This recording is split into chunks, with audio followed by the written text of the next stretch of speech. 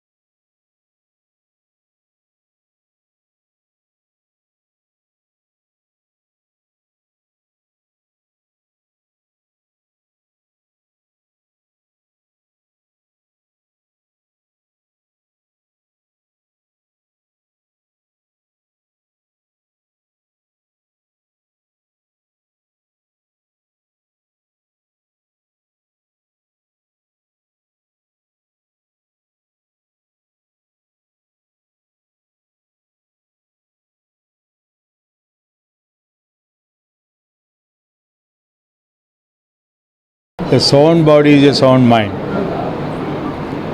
శారీరకంగా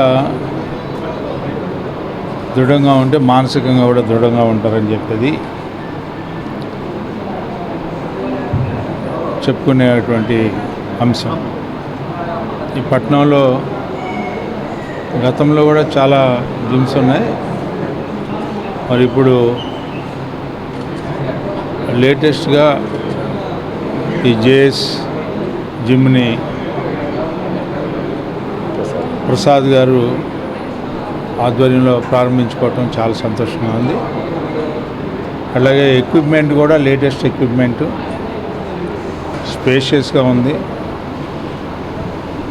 చాలా ఫెసిలిటీస్ కనబడుతూ ఉన్నాయి.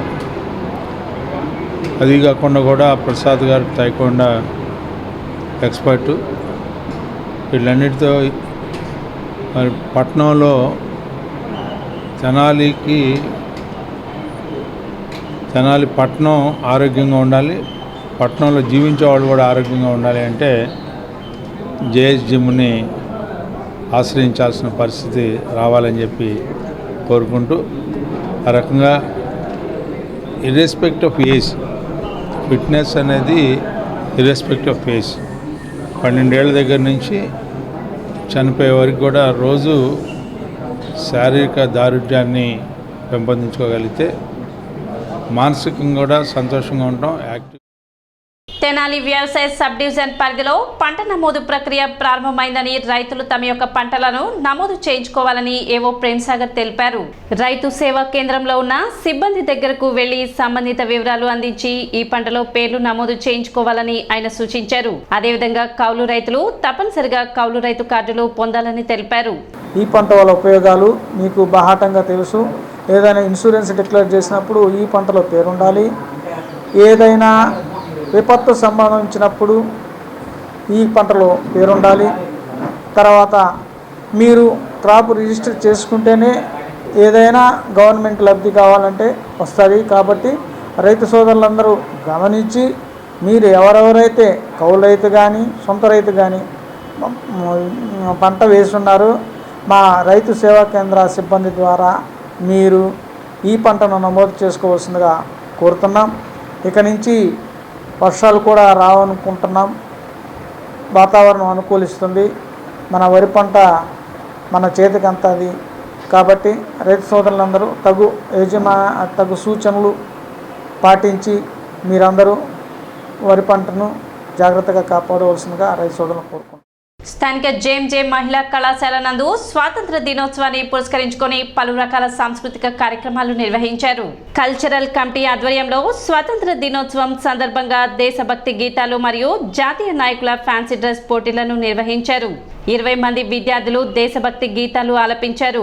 వారిలో ప్రతిభ కనబర్చిన విద్యార్థులకు బహుమతులు అందజేశారు. అదేవిధంగా ఫ్యాన్సీ డ్రెస్ పోటీలో విజయం సాధించిన వారికి బహుమతులను అందజేశారు. కార్యక్రమంలో కళాశాల principal sister Shiny, vice principal sister Sharada, cultural committee convener doctor B Vijayalakshmi మరియు కమిటీ సభ్యులు, అధ్యాపకులు, విద్యార్థులు పాల్గొన్నారు.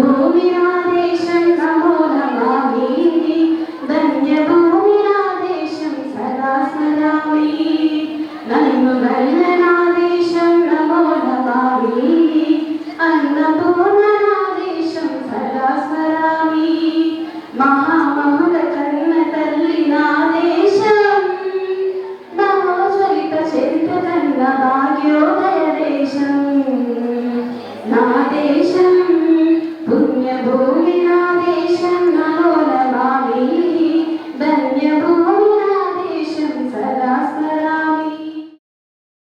This is the platform. I just want to inform you that if you are interested in karate training, you are most welcome. Give the names to Dr. K. Arnasujata. If you are interested in NCC, now we have recently within 1 week we are going to appoint new caretaker, and presently we have Arnasujata available. So those who are interested in NCC also, you can give the names to Dr. Arnasujata.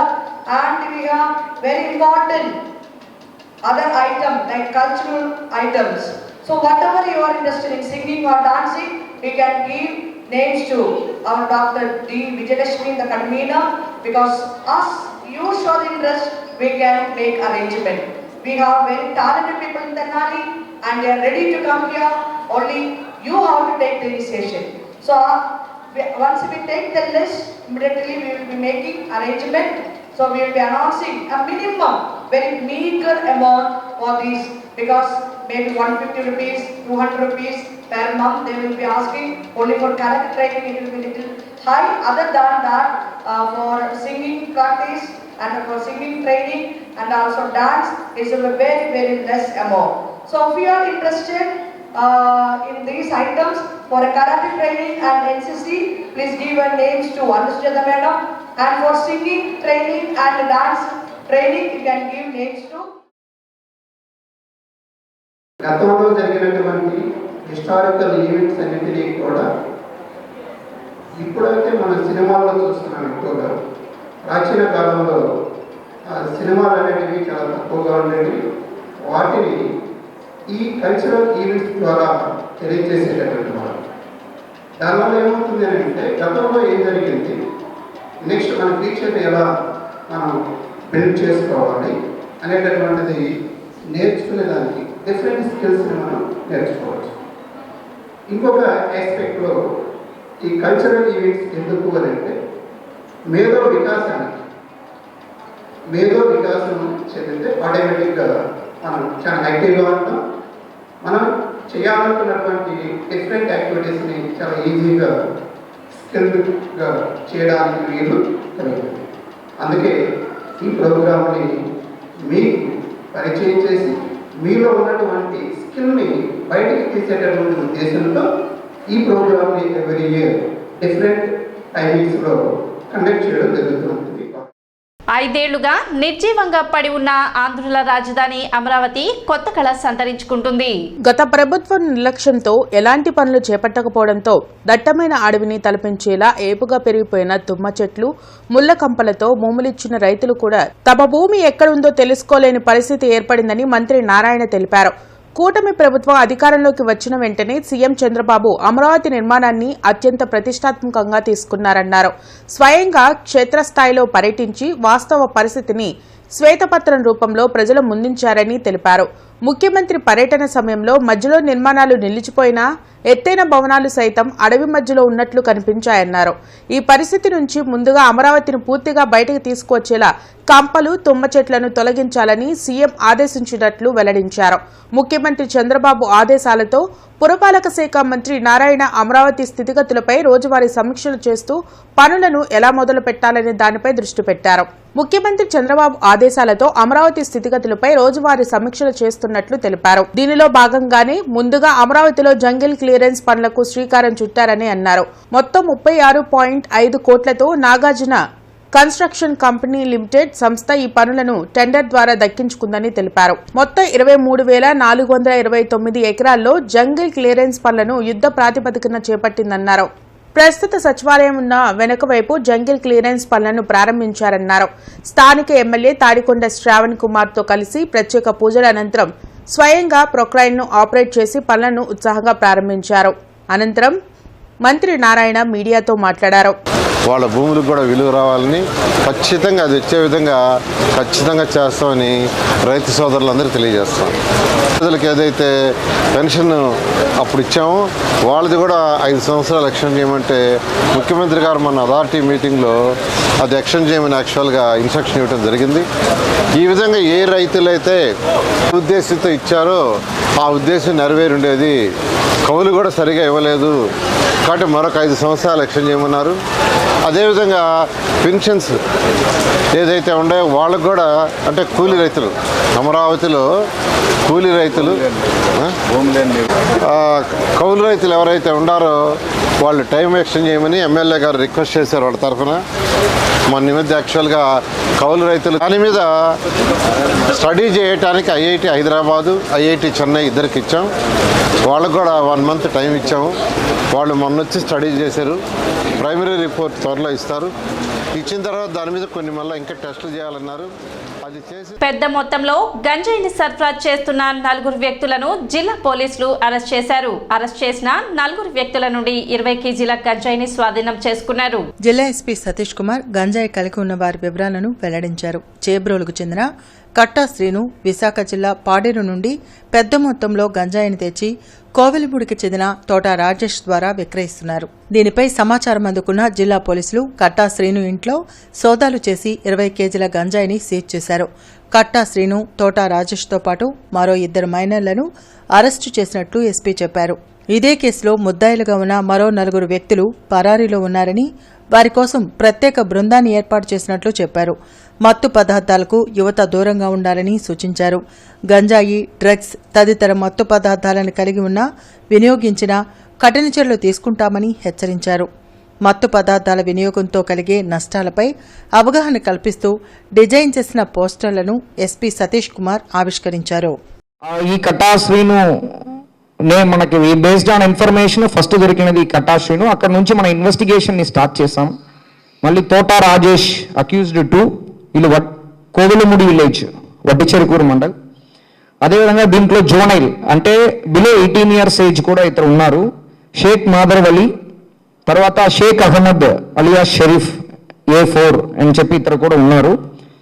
దీంట్లో area wise చూసుకున్నామంటే చీబ్రోల్, వడ్డిచెరుకూరు, Nallacheruvu మన లాలాపట్ట police station లిమిట్స్లో ఈ 3 ఏరియాలో ఒకరికొకరికి కనెక్షన్తో పాటు కలిపి totally 8 మందిని దీంట్లో include చేయడం జరిగింది. దీంట్లో నేర అవకాశాలు బట్టి అరెస్ట్ చేసిన వాళ్ళు ఇమీడియట్గా కోర్టులో రిమాండ్ చేయాలి కాబట్టి ఇమీడియట్గా మనకి 4 మనం అరెస్ట్ చేయడం జరిగింది. నేను చెప్పిన 4, ఇంకా దీంట్లో 4 అబ్స్కాండింగ్ ఉన్నారు.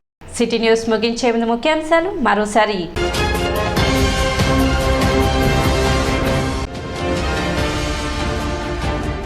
బాల్య వివాహాల నియంత్రణపై తెనాలి మున్సిపల్ కార్యాలయం నందు జరిగిన డివిజన్ స్థాయి బాల్య వివాహాల నిరోధక అధికారుల అవగాహన సదస్సు.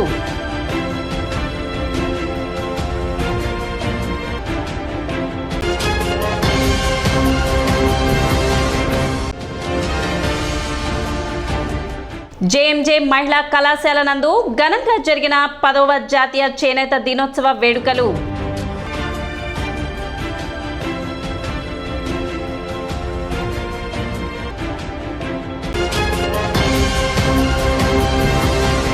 సిటీ న్యూస్ ఇంతటితో సమాప్తం. నమస్కారం.